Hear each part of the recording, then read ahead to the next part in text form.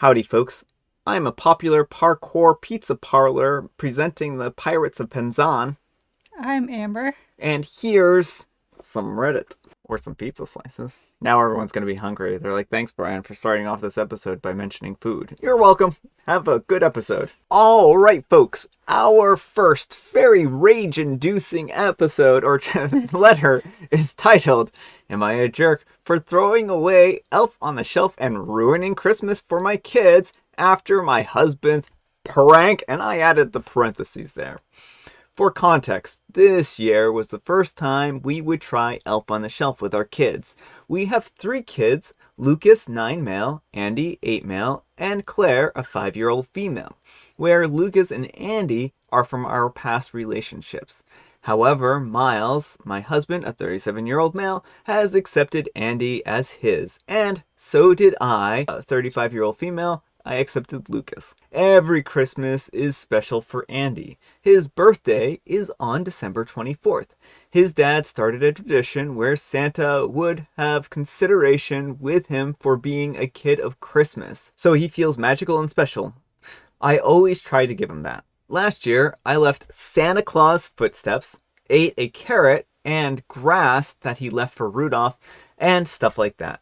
My husband doesn't think it's a good idea. I do all that for him, and that I'm showing favoritism. So we should shut it down because of my ex's decision to create a tradition without considering my other kids' feelings. I disagree, since I do consider the 3 of them. But he asked if we could do something else, like Elf on the Shelf. I had no problem with it, but I didn't know how it works, and he explained it to me quickly. And since he was the one who offered it, I let him do it. Well, we bought a cute elf. My kids named it Bob. Later, my husband explained to them that they should behave and never touch or hold Bob if they don't want it to be naughty. At first, it was cute to see them spy on Bob and try to see it fly each night. Andy was the most excited of all. I found him one night talking with it, asking if Santa still remembered him. Well, but my husband took it seriously, and behave or Bob would be naughty part especially. Lucas was his first victim after he didn't do his chores. The next day, his face was drawn on with Sharpie markers. Sharpie? Then Claire, who touched Bob and had her favorite onesie destroyed. Apparently, Bob had cut some pieces of it while she was sleeping. Miles was having fun, but I could see that my kids weren't. I talked to him about it and said that we should lower the pranks. He agreed, but wanted to catch Andy since he hadn't broken any rules yet. I told him that Bob's supposed to tell Santa instead of being naughty. We argued, but he finally agreed. Well, fast forward, it's Christmas Eve, and in the afternoon, we had some of Andy's friends to celebrate his birthday. So the kids were playing in the backyard, but my husband looked suspicious. I decided to look for Bob. It was supposed to be in the kitchen, but it wasn't there. I asked Miles where it was, and he told me no idea, which is a lie. I started getting paranoid, but Andy asked me if we could cut the cake already. I put my best face on and went for it. The cake was in a box, and when Andy opened the box, he started crying, and it looked ruined. Bob was covered in all of it, appearing that he had been eating the cake. Half the cake wasn't even there anymore. Miles started laughing, and so did some of the other parents. My blood is boiling, and I grab Bob and I throw him in the trash. I then grab Miles, and we have a terrible argument. He calls me a jerk for what I did to Bob, that I've ruined it, and how are we supposed to keep the magic with our kids if I wasn't supposed to touch Bob? Alright, folks, what do you think? Jerk or not the jerk? Not the jerk, and your husband probably needs to get tossed out along with Bob. Like, he is literally using this toy to bully your children. Like, this isn't fun. This is cutting up their favorite nightgown, smashing their birthday cake, drawing on them with markers. Like, none of that is fun. I mean, emotionally abusing children is, I guess, a favorite pastime of this guy. That's what it seems like. It's like I just feel like some people, like Elf on the Shelf, it really varies from one family to other. Yeah. Lots of families do lots of cute things, but some people, I feel like, use this so they can bully their children with the excuse of, oh, I didn't do this, it was the elf. Yeah, it really does feel like he's using this to basically get away with doing mean things to kids and enjoying it, right? Yeah, and trying to, like, punish the. And it's not even clear what Andy even did, but, he had to Well, get him. yeah, it doesn't really feel like it's teaching any kind of moral Mm-hmm. or adding to the magic of Christmas. If that was happening to me as a kid, I would just be scared of the Oh, yeah. doll. It wouldn't be fun. And it sounds like OP knows that the kids were not having fun with this. I mean, Yeah. who's going to have fun when your stuff is being destroyed? And to, like, take the kid's birthday cake and ruin it. Like, OP, your husband does not seem like a very good man. Yeah. I mean, if I were a kid, I could actually see myself taking Elf on the Shelf and burying it. If it I, was cutting up my toys or destroying stuff, I'd be like, well, I, I would just be terrified of it and, like, give it the whitest berth and cry every time I saw it. well, that elf disappeared. This is just terrible. I don't understand how someone could torture their own children like this and make them not enjoy the holiday. And at the end of the day, like, yeah, you want kids to behave, but you really shouldn't be using threats like this to make them behave.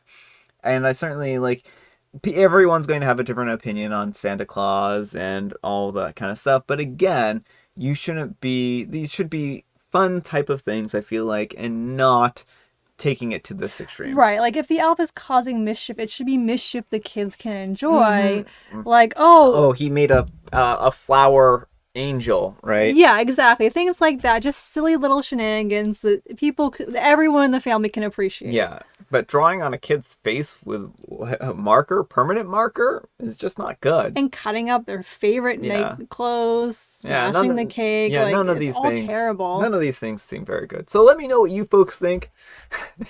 Anyhow, take care and good luck. With finding a good divorce lawyer. And Shiny2510 says, not the jerk, but goodness, there's something wrong with your husband. He wanted Andy to do something wrong so he could punish him. Things like destroying their clothes are not a prank, it's a punishment. Your husband is hazing your children. And Dade Lewis 871 says he destroyed a 5-year-old's favorite pajamas because she touched a doll. That's not punishment, it's bullying. And Liz 600 says abuse. It's not just bullying, it's psychological and emotional abuse. Yeah, like it is abuse, and your husband needs to stop and go to therapy if Yeah. you're gonna stay married with him. Yeah, therapy definitely for your husband, and probably therapy for your kids now too. All right, folks, our next letter is titled, Am I a Jerk for Returning My Husband's Christmas Present? This happened before Christmas, but there is still tension in the house, and I just need some advice. I'm a 30-year-old female, and I've been with my husband, a 31-year-old male, for 3 years. We have both children to previous relationships, mine an 8-year-old female and his is a 6-year-old male. My husband started taking away presents from the Christmas tree for the children that he bought them when the kids started misbehaving. I didn't really get a say in it since he was the one that bought the presents for the kids. My daughter had been asking for months to get her a Switch, so I decided to save up a bit and buy her one for Christmas. It was sitting under the tree. Then suddenly on Christmas Eve, I noticed that it was gone. I asked my daughter if she had touched it, and she said that she didn't. So I decided to turn to my husband, and he said that she had sworn at him while he was trying to get her ready for bed the night before, so he decided to punish her and take away the present and return it to the store. I started seeing red, and I demanded that he hand me the money since I was the one who bought the present. He refused, so I grabbed his present that I bought him, a brand new PS5, that he was asking for, and I returned it. I got my money back and bought my daughter her Switch. This started a big argument with my husband and I, and with him calling me childish for doing that. He got his family involved, and they spammed my phone telling me to get his present back, but I refused. He is still not talking to me. So am I the jerk? All right, folks, what do you think, jerk or not the jerk? Not the jerk. What your husband is doing is inexcusable. First of all, like taking away kids' presents from under the tree is just cruel in general, and you should have a say in that as a parent, even if you didn't directly pay for that. But then he literally stole your daughter's present, returned it, and pocketed the cash, would not give it back to you so you couldn't rebuy it for her. Yeah. Like, this dude does not deserve anything for Christmas. Yeah, I'm kind of curious about the timeline and all of this. I don't know. It seems like OP right after went ahead and returned it. So, but how did he know that he was getting a PS5? I don't know. OP probably told him. Yeah, I mean, and all that's not really that important, but I think that it's just a really peculiar situation. I feel bad for OP in this situation. I think that the husband is definitely using money as kind of a leverage bit, so this does come across as somewhat financially abusive. He needs to not hold presents over the kids like this. If you two decide to get kids presents, then this needs to be a mutual decision as to whether or not to take them back or take them away. You two aren't acting like a couple. You aren't acting like a family unit. You're acting like it's like he's the one who's in charge Yeah, and it's his lording reign over of terror. everyone's. Yeah. So yeah, I just don't think that this is a good or healthy situation. OP. No, and consequences need to fit the action. And like Swearing and you're going to take away the big ticket gift item for that. Like, that does not, it doesn't fit. It doesn't make sense. No, it doesn't make sense at all. So, anyhow, take care and good luck. And Fuzzy Constant says, not the jerk, he's acting unilaterally and returning your present and then keeps the money? What in the world? That is bad co-parenting, but also literally stealing. Yikes about this guy. Please don't live in denial about who he is. And Electrical Date 3951 says, this isn't just bad parenting, this guy is controlling jerk. Like you said, he's a thief since he did not buy this gift, nor did he discuss this with OP. Good on OP for not allowing him to treat her kid like this. He got the very same punishment for his poor behavior that he dished out to the stepdaughter and ran to his family crying, tattling on OP. Not the jerk OP, far from it. If I were OP, this would be my hill to die on. Alright, folks, our next letter, which surprisingly doesn't deal with the bad father, well, it might, but that's not the core of it, is titled, Am I the Jerk for Potentially Getting a Teacher Fired Over a Joke? And there is a content warning on this one. It does involve the death of parents. So, my brother, 23, and I, a 22-year-old female, have raised our siblings together for the past few years. Both of our parents have died. The kids' teachers know about the situation and are genuinely pretty good about it, though we still get some comments at parents' events and correspondence from the school that is often sent to Mr. and Mrs. our surname. We are used to it and it's usually no big deal. Sometimes it's pretty funny. Now, what I didn't find funny was that my 14-year-old came home from school saying that he had a substitute teacher. The teacher works in the same school full time, but he normally doesn't teach any of my brother's classes. And they took the register and saw his surname, and the teacher says, another flowers in the attic, kid. How many more are there? Poor form, poor form. Some of the kids laughed. Most apparently didn't really get it, and our brother was embarrassed, but also didn't get the reference. A bunch of the kids Googled it in their next break and were laughing about it later on in the day. This teacher has taught our 16-year-old previously for a year, so we had met them multiple times at parents' night. She has since told me that they made comments to her as well. When my brother came home and told me what happened and asked me what flowers in the attic is, I was pretty mad. We have several similar comments before, and I don't find them funny, but it's next level out of order, in my opinion, to say something like this to a young teenager, let alone in front of their classmates. I complained to the school about it the next day. I went in a little strong, but I was mad. I met with the principal and another senior staff member, waited over an hour for them to be free, and I told them at the very least I didn't want any of the kids being taught by that teacher ever again. I think that it will be dealt with after Christmas break, as this was right at the end of last week. I got the impression that they will likely be fired. My older brother followed up with an email back to back me up and create a record of it.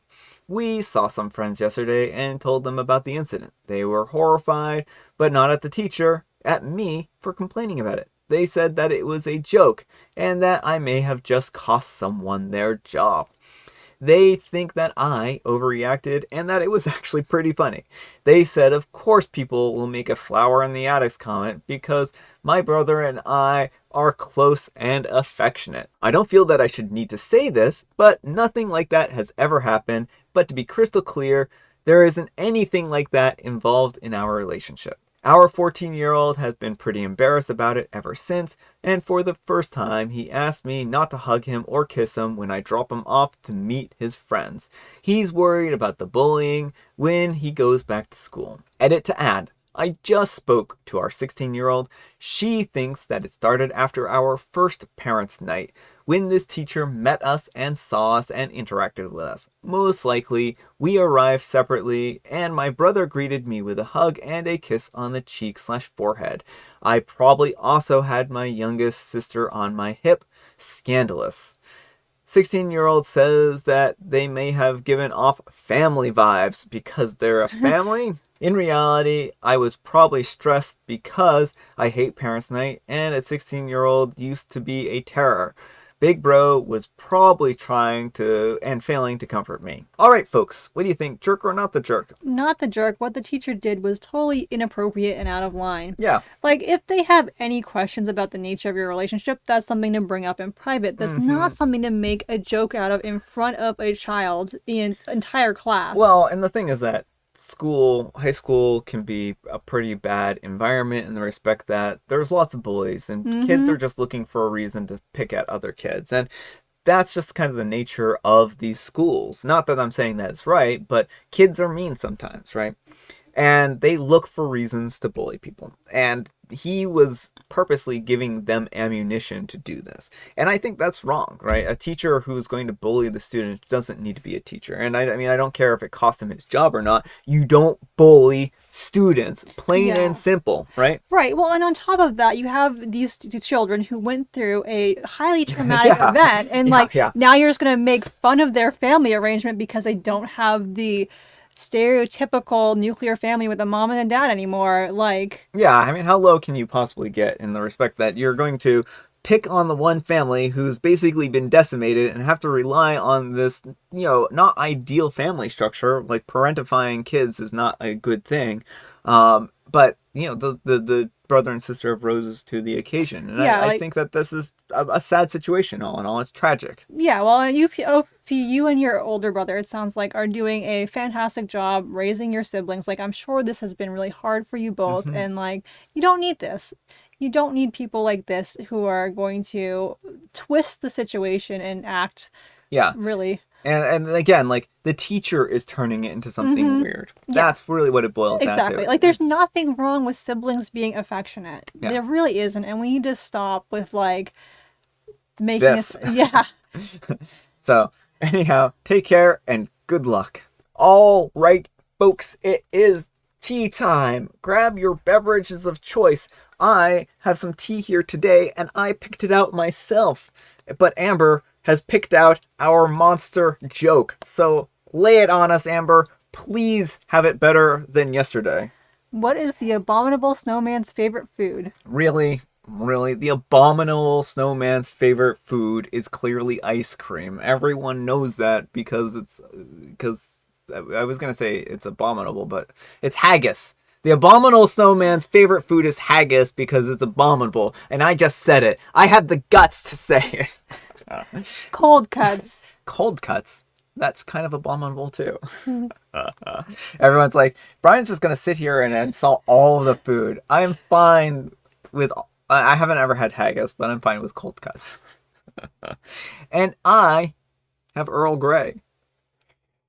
Alright folks, that's all the time we have for today. I hope you enjoyed today's video. I hope you're all having a great holiday season, and we're almost to the end of the year now, aren't we? So thanks so much for watching, and we will see you here all tomorrow. Bye. Happy Friday, Junior. Oh, happy Friday, Junior. It would have been abominable if we had forgotten that. Bye.